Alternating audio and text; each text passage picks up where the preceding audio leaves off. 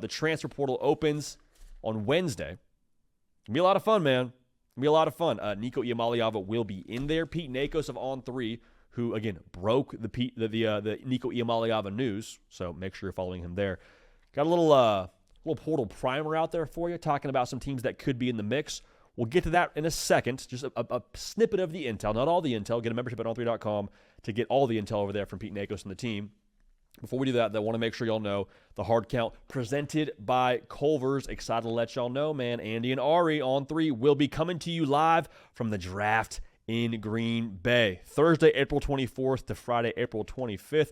Y'all, they're going to be set up right outside the famous frozen tundra of Lambeau Field at the Culver's Great Wisconsin Tailgate. Born in Wisconsin, Culver's is the home of the legendary Butterburger, fresh frozen custard, and Wisconsin cheese curds. There's no better rep of America's Dairyland than that. So Andy and Ari are going to have some special guests throughout the draft that you won't want to miss. Stay tuned for more details and get ready for a weekend of fun made fresh with our friends at Culver's. Now, Culver's, with all those menu items I just mentioned, Butterburger, fresh frozen custard, Wisconsin cheese curds, they don't got to hit the portal. Their roster is set. However, your roster may not be set. You might be having to hit the portal. And the difference with the spring portal and the winter portal in my mind is where you can really change your roster. Like if you're talking about building a house, the winter portal is where you knock down some walls, you put a pool in, maybe you put a brand new, I'll say this too, maybe you put a couple new things in the backyard. I don't know. Spring portal's a lot more, we're putting in the appliances, maybe some new wallpaper, maybe we get a new TV for the bedroom. I don't know. I don't want to judge you if you put a TV in your bedroom, but it's for you to decide. So the spring, I think, will have a lot less chaos. Now, the one thing I will make sure we touch on here, the Nico Iamaleava portal entry and what Tennessee does could trigger a couple of quarterback dominoes across the sphere here. Worth noting, Nico Iamaleava cannot enter into the transfer portal and go to an SEC team. It's the way the whole thing works. He can enter the portal, go anywhere else, but not go to a team in the SEC. So I don't expect a ton of, personally, am I feeling this? I don't think there'll be a ton of SEC quarterback dominoes, but the plot thickens. We'll see what happens here.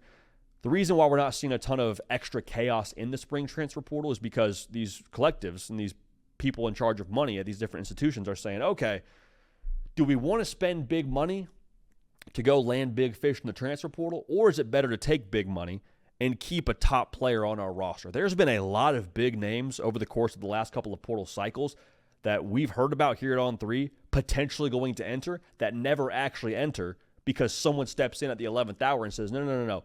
You, stud wide receiver, stud quarterback, you're not hitting the portal. We got to check for you. We're going to make sure that you stay at this school. So that's why I think you see less activity in the spring portal cycle.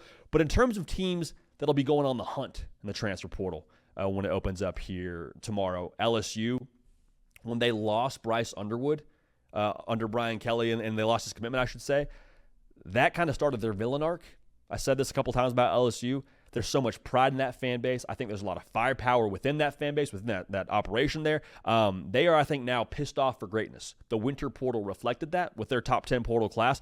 Looks like they're going to be going after a defensive tackle in this spring portal cycle if they can find one. Now, a defensive tackle or defensive lineman in general during the spring, it's kind of like going after Turbo Man on Christmas, if you know the movie Jingle All the Way. Like, it's very, very difficult to find. Everyone wants one. So if there's someone that's going to find one, though, someone going to land one, LSU is going to be swinging a big bat in efforts to get one. Miami, death, taxes, Mario Cristobal engaging in portal combat. Sounds like they're going to be after a wide receiver to try and maximize Carson Beck. You got Malachi Toney, who's been a stud freshman for them. You got Josiah Trader, but we had Mario Cristobal on the show. Stay tuned for that interview when it drops. And he's like, listen, they're great players. We love what they've done in practice. We want to see them go do it in a game, though. So, per Pete Nakos, Miami will be after a wide receiver in the portal to hopefully shore up the acquisition of a Carson Beck via the last winter portal cycle. Now, it sounds like Miami will also go after a linebacker. Just food for thought. Seems like they're going to try and bolster that defense as much as possible based on what they weren't last year.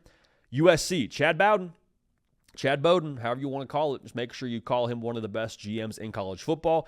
And they are revamping their roster still through the transfer portal. They will be a player with the resources and their personnel department. They're going to get active, all right? So keep an eye on USC. North Carolina, Y'all, Chapel Bill, just hanging out there in the Argyle. I'm still waiting on them to make a splashy roster move via the portal, whether it be the portal or high school level. They are open to, keyword open, to adding a portal quarterback. Is that Nico Iamaleava? I don't know. That'd be a lot of fun. But you would think, dude, with as many Super Bowl rings as Chapel Bill has, wouldn't be a bad recruiting tool, Cato. I don't know. That's how I feel about it right now. So we'll see. We'll see what happens at UNC, but they're going to be a player. Penn State going after a receiver. No duh. Okay, Michigan, they're going to go ahead and try and add some more pieces around Bryce Underwood, both on the offensive line and at the receiver position. But the plot will thicken. I tell you there's not going to be a ton of chaos. As I say that, I'm sure some crazy news is breaking around, some big name jumping in the portal. Head on a swivel. Follow all the On3 social accounts, especially Transfer Portal and especially Pete Nakos. Lock in, and let's make sure we have a tremendous Transfer Portal experience together. We'll get through it together, and we'll come out the other end even better.